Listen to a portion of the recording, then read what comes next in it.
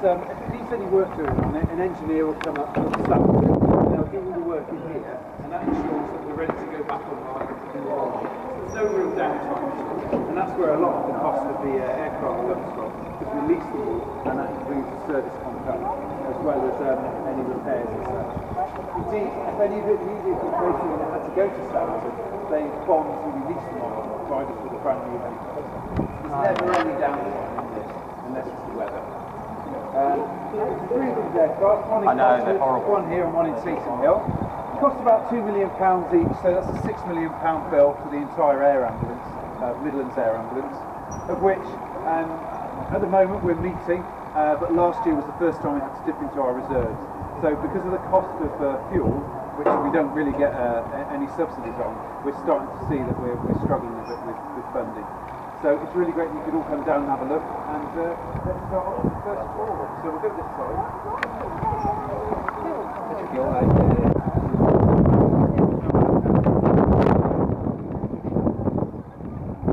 Yeah, someone put that here. This side.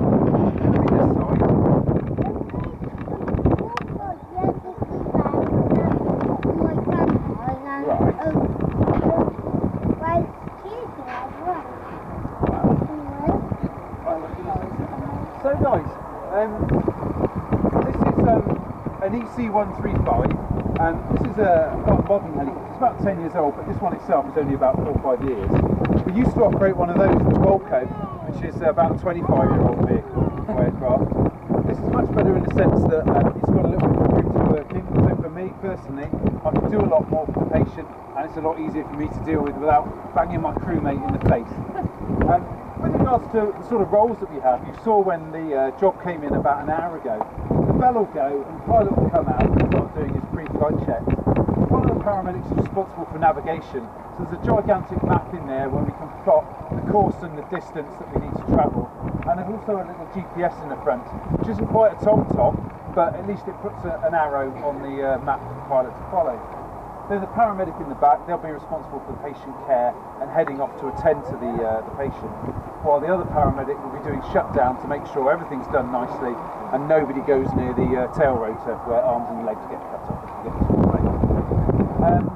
With regards to patient care, well, once we're at the scene, having travelled at approximately about 120 miles an hour, once we're at the scene, we bring the same skills as land ambulance paramedics, with a little bit more kit and a little bit more experience from that. But essentially we are land paramedics who do about half our shifts on the air ambulance and half our shifts on the land. One of the other benefits of this is that in Cosford we always have one doctor operating all the time. Where's he come from? So we always have a doctor available, so if we are on scene and we go, we're going to need to do a little bit more here, the patient can't wait for us to get to hospital, we can call them in. And indeed most jobs where that's the case, the controllers who are specifically based for selecting jobs for us, they've already called the doctor in. So that's another advantage of having it. It takes about 10 minutes to get from Cosford to here, and then you've got the other distance to wherever it may be. The stretcher itself can take about 18 stone a patient. Sometimes it may be, if it's a quite local job, so maybe it was a crash just over there, the pilot would actually circle and burn fuel off once he drops us off, because otherwise there's going to be not enough, the payload of the aircraft will be too much and they won't be able to lift. But normally the flight there involved means that we can carry most people to the scene.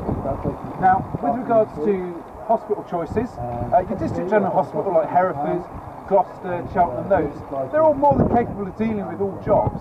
It's just that the doctors at the regional trauma centres have done those procedures and used those skills maybe 5 or 6 times that week, as opposed to District General Hospital, where they maybe have done it once or twice that month.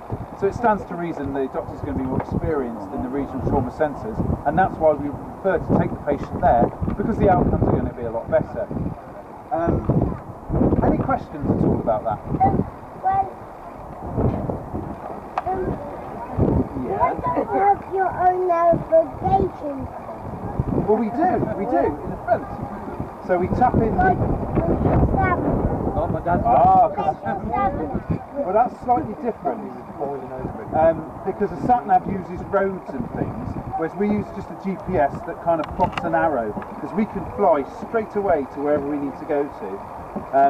The problem is when there's too much cloud and stuff, and we have to start working on instruments, and we have to navigate around certain things, because sometimes you have big hills that you can't just fly straight at. You have to decide if you're going up or down, because you don't want to crash into the hill. Or you could just go round. That's what we do. Yeah, so we need someone keeping an eye on the map at all times, and we need to keep an eye out for other planes and things. Keep them going all the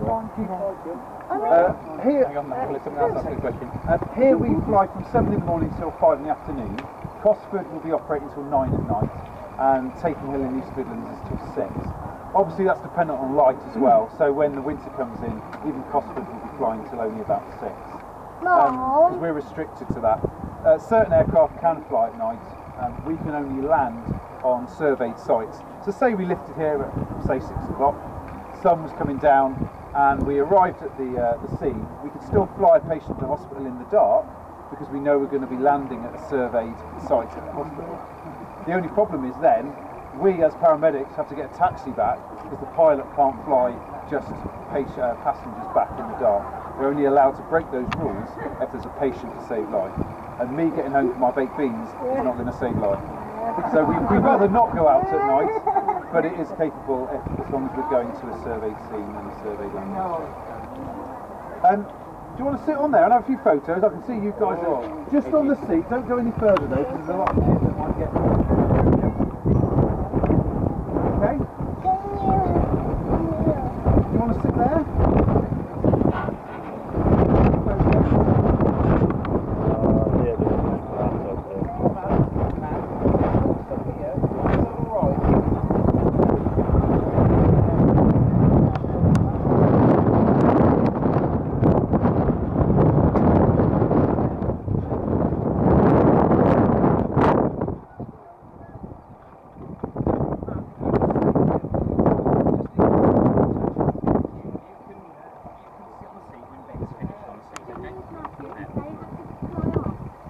Alright, so big smiles, Ben. Matt, sorry. And Ben. And Ben. And then do you want to swap? Do you want to sit up there? Yeah, I think that's pretty one. Switch round then. You be careful, Ben. Don't touch anything.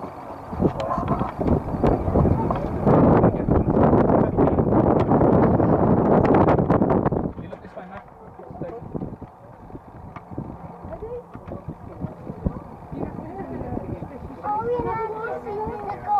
Yeah, you grandma. You go I think so. Only on that one over there, Matt. Not on this one. It could be 100 or so paramedics flying every 18 months. Or it will be 18 months now. Yeah, I mean, when I've applied once before and failed, so when I got on here, it was my second attempt. So it is pretty difficult. And, well, you need a bit more fitness in, say, a land. So we do we got to our hospital, we need the car and do some fitness tests with it.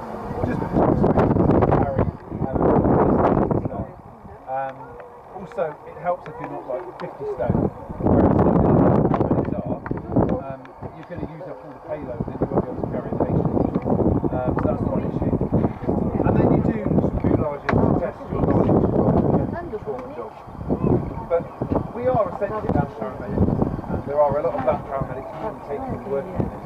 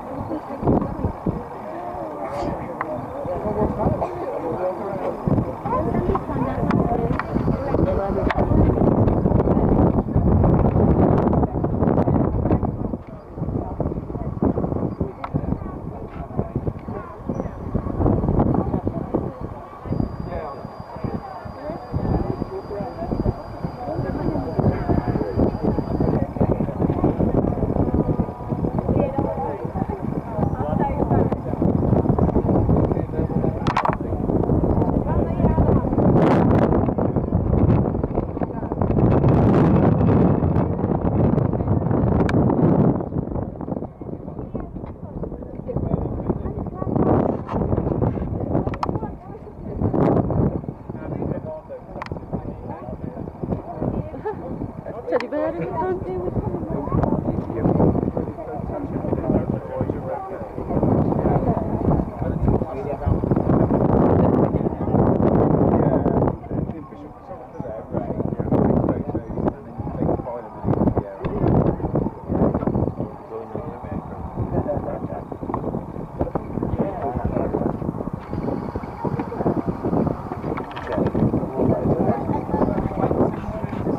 That's okay. Take a long shot. Right, ready? Get your headphones on. Worried now, because I've got so many different here.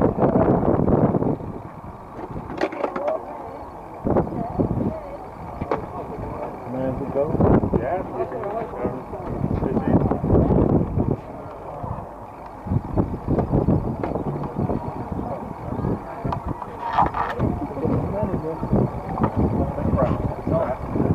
Yeah, so where the bags are is where our patients are.